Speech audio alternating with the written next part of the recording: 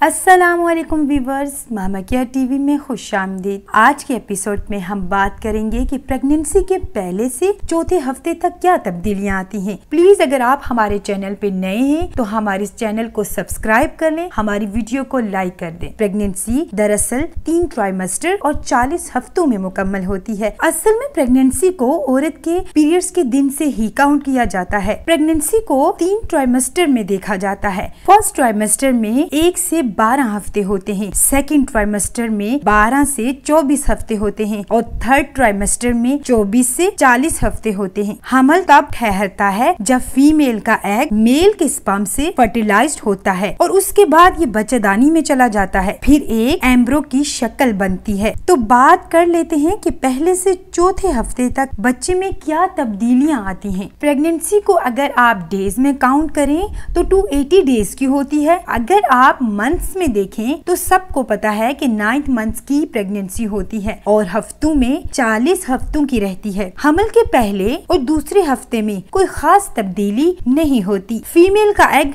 Release होता है, mail का स्पर्म एग को फर्टिलाइज करता है और फिर एक एम्ब्रो की शक्ल इख्तियार कर लेता है। तीसरे हफ्ते में ही बच्चा फैलोपियन ट्यूब से यूट्रस में जाता है, फिर यूट्रस की वॉल से चिपक जाता है जो एक एम्ब्रो बनता है। उसकी इम्प्लांटेशन होती है यूट्रस में और फिर वो यूट्रस के अंदर जुड़ जाता है। उस वक्त आपका बच्चा बहुत छोटा सा होता है। बच्चे का साइज तकरीबन 0.0019 इंच होता है। तीसरे हफ्ते में ही आपके बच्चे का प्लेसेंटा डेवलप होना शुरू कर देता है। प्लेसेंटा बच्चे की खुराक का जरिया होता है। प्लेसेंटा के जरिए ही बच्चे को खुराक मिलती है और बच्चा नोशनुमा पाता है। चौथे हफ्ते में बच्चे का नाम ब्लास्टोसिस्ट होगा। बच्चा प्लेसेंटा से अपनी खुराक लेता है और नोशनुमा पाता है। बच्चे के ऑर्गन्स भी बनना स्टार्ट हो जाते हैं। इस स्टेज पर भी बच्चे का साइज बहुत छोटा सा होता है। चौथे हफ्ते में क्रोमोसोम सेट हो जाते हैं कि लड़का होगा या फिर लड़की। अगर आप क्रोमोसोम का टेस्ट करवाएं तो इससे आपको बच्चे का जेंडर, आई कलर, स्किन कलर वगैरह का अच्छे से पता चल सकता है।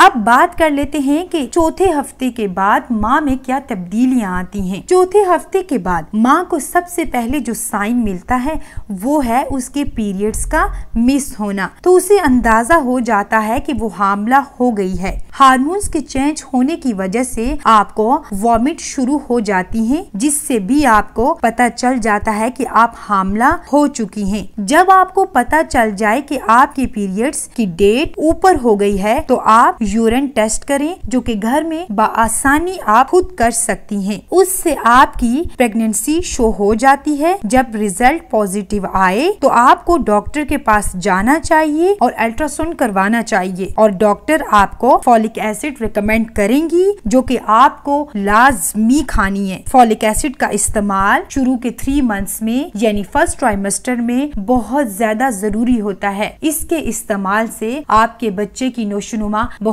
बेहतर होती है। अगर उसकी पैदाइश में कोई नुक्स हो तो फॉलिक एसिड के इस्तेमाल से वो खत्म हो जाता है या फिर होता ही नहीं। अब आपका बच्चा यूट्रस में चिपक जाता है। अब आपको बहुत ज्यादा ख्याल रखने की जरूरत होती है ताकि आपका मिसकैरेज ना हो जाए। डॉक्टर के पास जाकर अपना चेकअप करवाएं, अपनी डाइट को बेहतर करें, फॉलिक एसिड का इस्तेमाल लाजमी करें। अब आपको ट्रैवलिंग नहीं करनी चाहिए, न भारी काम करें, न वजन उठाएं, खुद को रिलैक्स रखें ताकि आप और आपके बच्चे की